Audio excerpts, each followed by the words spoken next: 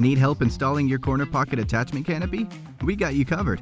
This video will show you how to install the canopy for gazebos with a corner pocket attachment style. First, lay the bottom tier canopy to rest on the roof structure. Do not fully install the bottom tier yet. You will still need to access the top of the gazebo.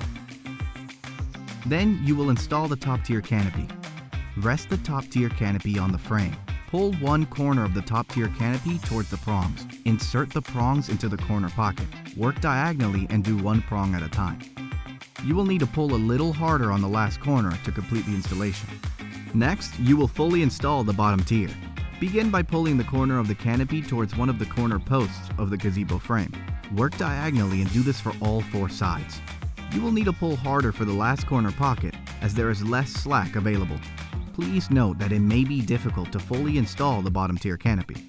In this case, simply loosen the bolt where the roof bar meets the top of the corner post. Tuck the end tip of the roof bar into the corner pocket, then reinstall the roof bar. Next, install the roof bars into the side pockets. The side pockets are located midway between any two corner pockets. Do this for all four sides. If applicable, fasten all the Velcro strips along the roof bars. Now you're done! Sit back and relax under your newly installed canopy.